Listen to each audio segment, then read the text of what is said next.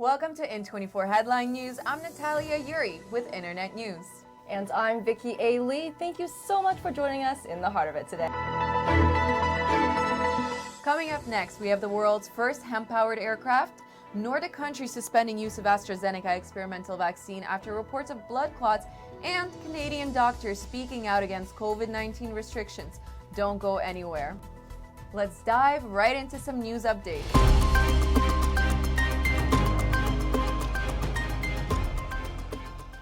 A new scientific discovery suggests pigs can play video games.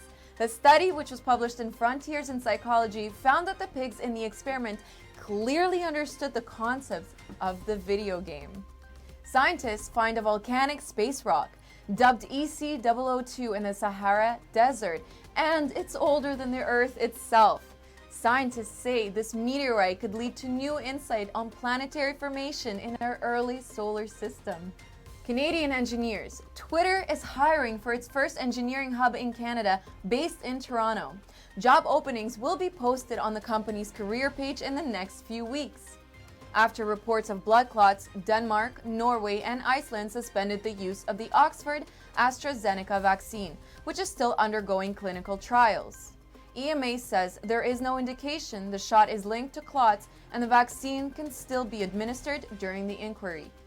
As Canada considers COVID-19 vaccine passports, proof of vaccination documents, Conservative MP Derek Sloan launches a preemptive petition against Vaxport.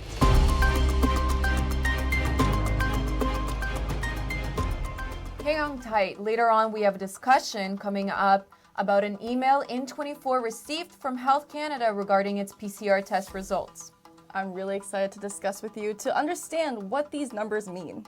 Yes, exactly. So stay tuned. But for now, we have Vicky A. Lee, who's going to take us through the latest headlines.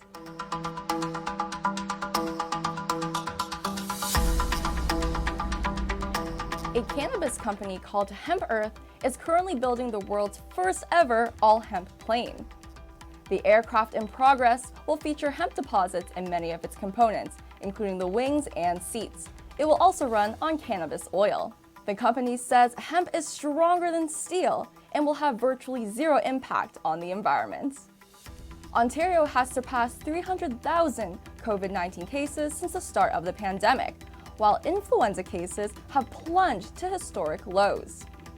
According to the WHO, 1 billion cases of influenza are reported annually.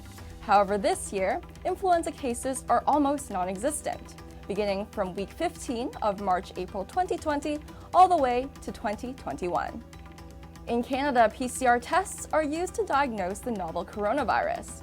According to experts, cycle threshold levels used in the PCR test should be less than 30 for accurate results. CT levels above 30 have a higher chance of giving false positive outcomes. Ontario is known to use CT levels of 40 and higher. So, out of the 300,000 reported cases, how many are false positives? And what is the severity of each case? Take a look at the response In24 received from a Public Health Agency of Canada spokesperson when we asked at which CT levels PCR tests were conducted. The spokesperson said, quote, "The PCR typically uses 40 to 45 amplification cycles." Now take a look at this image from the website of Public Health Ontario. It says, if the virus is detected between 38 and 40 cycles, they would call the test inconclusive. In a video shared by the Liberty Coalition Canada, a group of doctors gathered to speak out about reasons why not to fear COVID-19. However, YouTube removed the video just minutes after publication due to a violation of platform guidelines. The deletion sparked conversations about the censorship of doctors, as well as any individuals who disagree with government lockdowns and current public health measures. Earlier this year, MPP for York Centre, Roman Baber, was booted out of caucus after writing an open letter to the Ford government, citing reasons why lockdowns are more harmful than the virus itself. The next story mentions suicide and sexual abuse towards minors. Please skip the story 1 minute ahead if you find these topics triggering. Ali Reisman calls for an independent investigation into USA gymnastics after John Geddard, a former Olympics coach, committed suicide after being charged with 24 felonies for sexually abusing minors. Monsters don't thrive for decades without the help of people, said Reisman. Gettert was friends with Dr. Larry Nassar, a man who was sentenced to 175 years for sexually abusing underage gymnasts for decades. USA Gymnastics filed for bankruptcy a few years ago and lost major sponsors. Reisman has been vocal on Twitter about the alleged cover-ups in the gymnastics industry. USA Gymnastics said they have cooperated with 6 independent investigations. According to Reisman, more information is still needed, as predators were able to work in the industry with impunity for decades.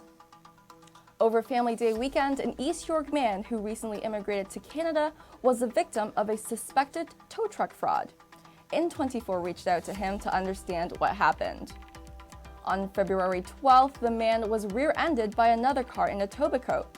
Shortly after he exchanged information with the other driver, he said he was approached by a truck driver who repeatedly promised free towing, repair, and car rental services.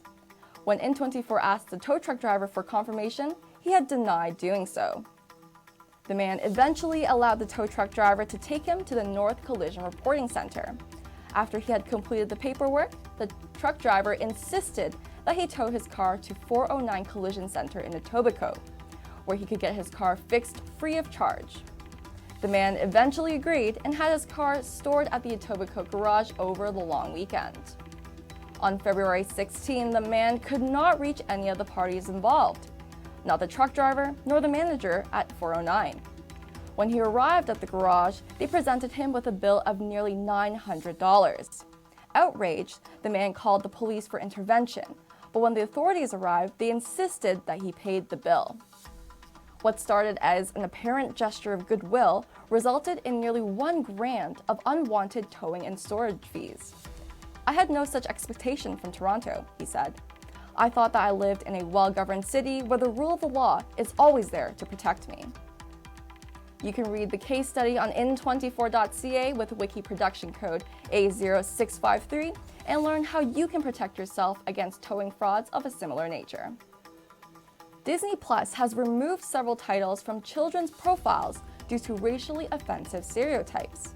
Viewers under the age of 7 will now be restricted from films including Aristocats, Dumbo, Peter Pan, and Swiss Family Robinson, all of which contain racially and culturally offensive content by way of stereotypes, offensive language, or cultural appropriation. Rather than removing this content, we see an opportunity to spark conversation and open dialogue on history that affects us all, stated Disney. It will continue to issue a content warning for certain films containing damaging stereotypes and caricatures. The multi-billion-dollar media powerhouse has still gone under scrutiny for its lack of diversity behind the camera. The newly released Raya and the Last Dragon features a roster of women of color voice actors, but was directed by 4 men directors, with only one of them being a BIPOC. Another recent Disney Plus sensation, WandaVision, has a relatively diverse cast, but its directing and writing credits are still overwhelmingly white. While Disney itself is not alone in its lack of diversity, as one of the big 6 motion picture conglomerates, Walt Disney Studios is certainly one of the biggest drivers of Hollywood's diversity problem.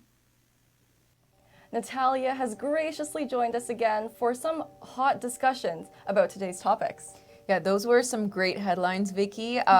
Something that did stand out to me is the Ontario has surpassed the 300,000 positive COVID cases. That is a really big one. And I'm just brimming with questions for that story. You know, you see your parents scrolling on their phones every day, reciting all of the new case numbers. So what is the meaning behind the astronomical figure of 300,000 cases? That's huge. Okay, so for the people that don't know, the way that the virus is being tested is through this test, the PCR test, correct? So they are supposed to be tested at nothing above 23 cycle threshold, okay? And we received an email from Canada Health from a media spokesperson. When we asked how are these tests administered at what cycles, they shared to us that they are being used at 40 to 45 cycle threshold amplification cycles. And what does that mean? What's the significance of that number? The significance of that number. Okay, well, that's interesting because when you go on Toronto Public Health sites, it says that anything that is tested above 38 will be inconclusive, which means it's a false positive. It's inconclusive. We don't have a result. And Canada is testing at 40 to 45. So the results that we are seeing, the 300,000 positive cases, have been tested at 40 to 45 cycles. And those are the figures that we see every day when we open our news apps with mainstream and corporate media. Those are the numbers that they are throwing at us. Those are the numbers that are being collected using inconclusive results. So these are the same figures that are being used to justify our very stringent lockdown measures. Is that correct? Yes, and Toronto is actually at some of the hardest restrictions on the continent, maybe even in the world. And that is quite scary because you think about all the collateral damage that has come from lockdowns. You know, the lockdowns have been used to justify curbing viral spread, but we think about the opioid abuse, the other forms of substance abuse, increased mental illness issues. These are all part and parcel of these lockdown measures. Yes, so it's very difficult to let people know because when you hear the 300,000 cases, you become frightened. It is Definitely. a scary number. But if you do your research and you see how these tests are administered, you slowly start to understand that this is not a correct number.